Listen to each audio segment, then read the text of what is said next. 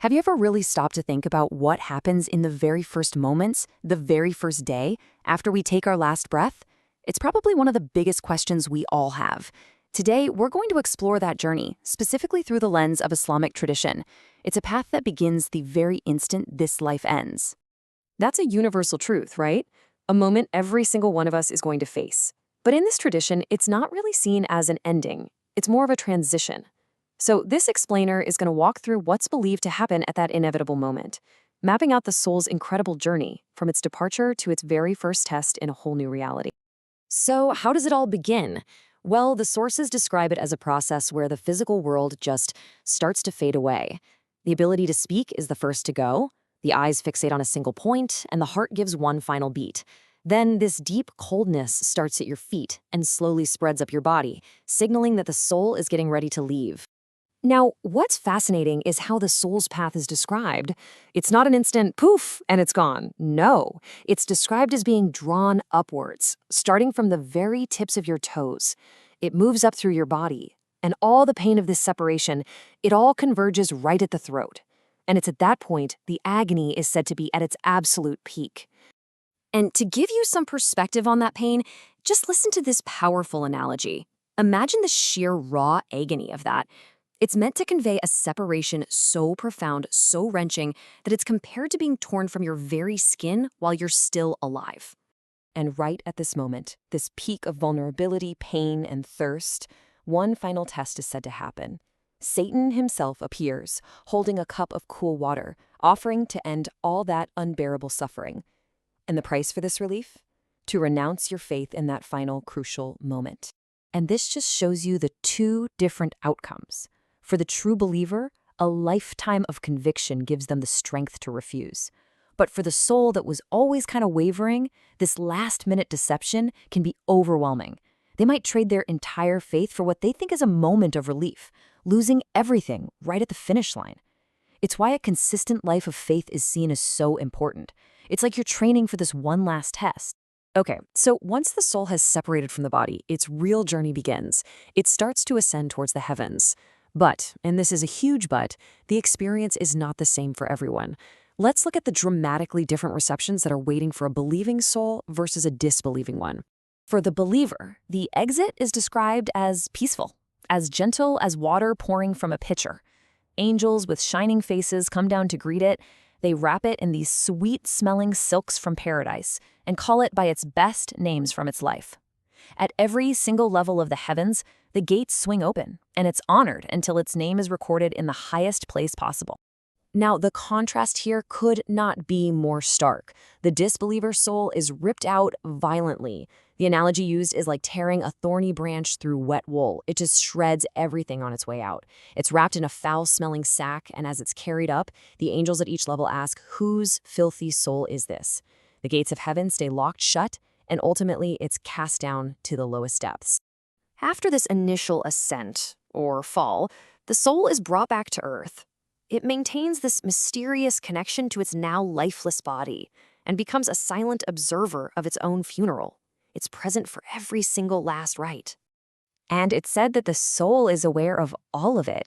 It feels every drop of water during the ritual washing. It watches as it's wrapped in that simple shroud. It witnesses the final prayers being offered for it, and it observes as its own body is finally lowered into the earth.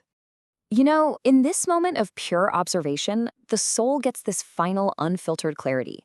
It can see the genuine grief on the faces of its loved ones, and it understands who's just there out of a sense of duty. All the worldly pretenses just fall away.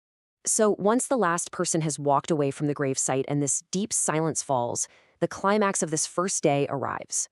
Two formidable angels descend into the grave to conduct an examination that will determine the soul's fate until the day of judgment itself. And these are not your gentle, guiding angels. These are Munkar and Nakir, and they're described with a terrifying appearance, designed to test the soul's conviction. Their voices are like thunder, their eyes like lightning. They are there for one purpose, to ask three critical questions. The first question is the foundation of everything. Who is your Lord? For the believer, whose entire life was centered on this very answer, they'll say with total confidence, "My Lord is Allah."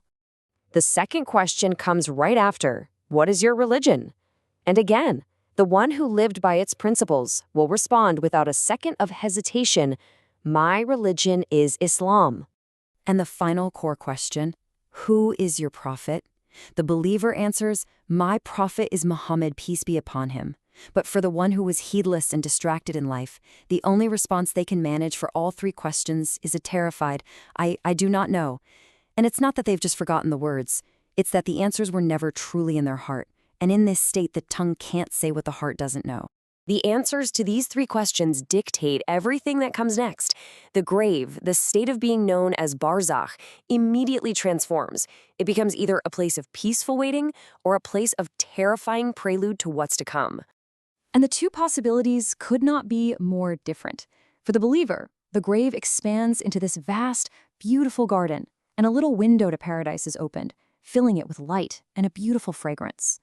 For the disbeliever, the grave constricts, crushing the body until the ribs interlock, and a window to the hellfire is opened, filling it with scorching heat and despair.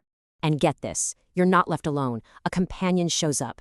For the believer, it's a beautiful figure who introduces itself by saying, I am your good deeds, your prayers, your charity, your kindness, there to comfort you.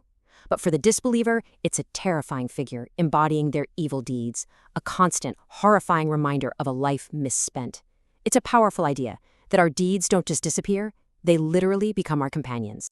The torment for the disbelievers is described in some pretty vivid detail. Part of this is said to be 99 monstrous snakes, whose venom is so potent that if a single drop touched the earth, nothing would ever grow there again. And these snakes torment the soul continuously. Now, if you think this questioning is just a simple 3-question quiz, listen to this story.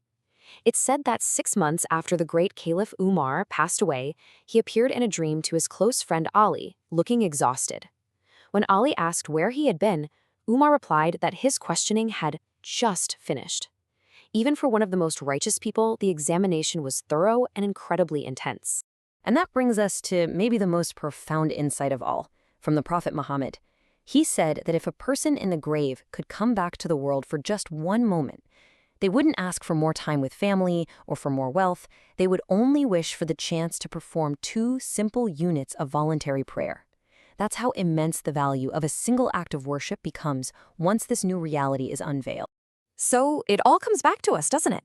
That soul in the grave now understands that the true currency of existence was never money or status, but those sincere acts of devotion. And it leaves us with a pretty critical question to think about. When our own journey begins, what will we wish we had valued most?